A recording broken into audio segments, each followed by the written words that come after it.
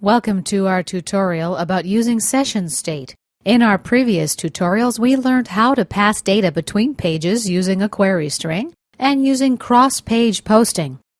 But if we try to use these methods to pass data objects, they simply won't work. In this tutorial, we're going to learn how to get around this issue by employing the session state. First, we'll create a simple class that captures information from a web application. It stores the information in an instance of this object, and then when the user clicks on the next button, it stores this object in the session variable. Then it redirects the user to the next page, retrieves information from the object, and displays it on the next page. Okay, let's begin by creating a class. Add new item, class. We're going to call it my test class.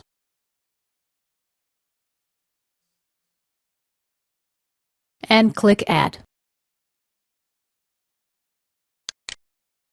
Visual Basic asks us if we want to store this file in the app_code folder.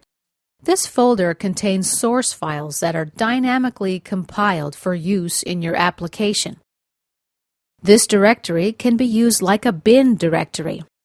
The difference is that you place source code files here instead of into compiled assemblies. We're going to click Yes. And now we're ready to type some code.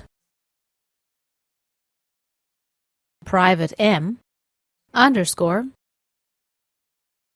first name as string.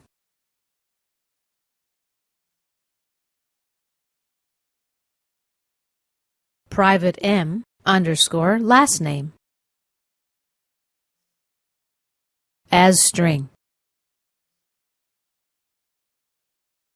Next, we need two sets of getters and setters. Public property first name,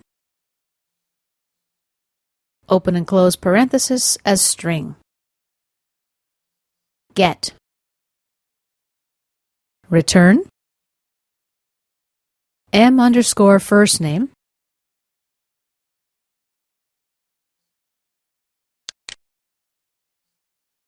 next M _ first name equals value.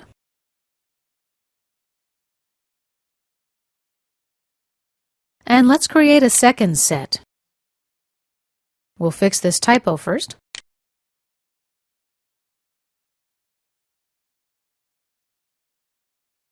Okay, public property, last name as string.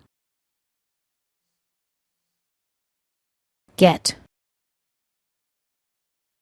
Return M _ last name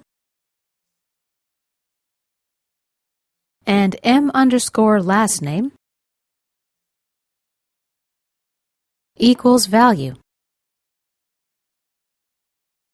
Okay, let's go back to our default page now. Double-click on the Next button. We want to save the value from the text boxes first name and last name. We want to save these values in the properties we created in our class.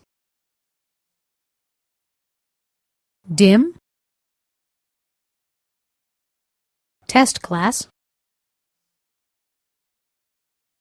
as new my test class.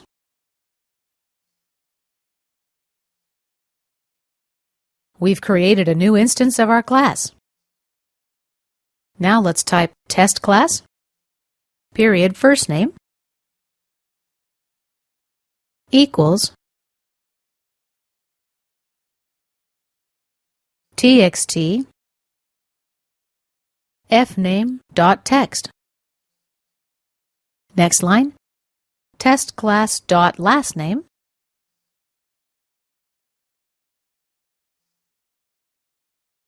equals txt lname.text.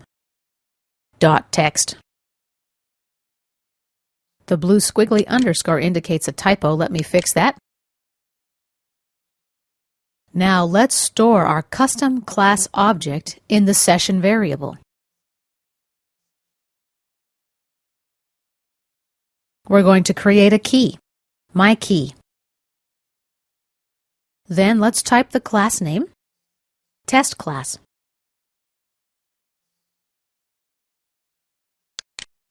We need to redirect this to a new page now. Let's call the new page Next Page. Click Add, and back to our code. Here we'll type response dot redirect, and we'll pass the URL as a string argument. nextpage.aspx. Let's go look at our next page now. At this point, we're ready to retrieve our object from session state. We're going to grab the value from this object and then display it on the page. The first thing to do is grab the object back from the session.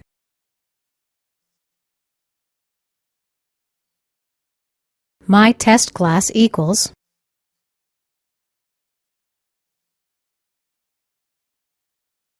session my key.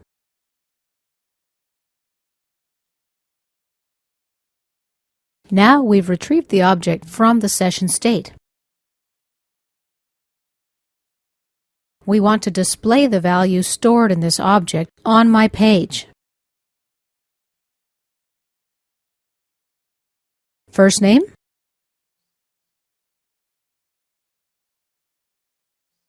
and test class dot first name. Here I'm going to insert a break.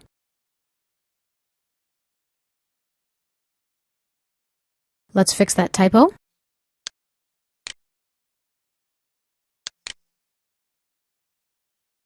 And let's continue on our next line. Last name, colon,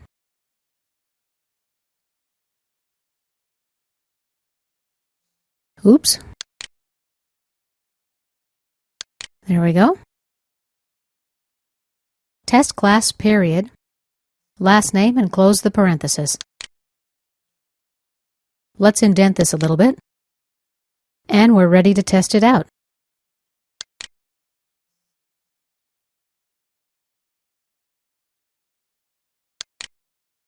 Let's type Tom in the first name field, then Smith in the last name field, and click Next.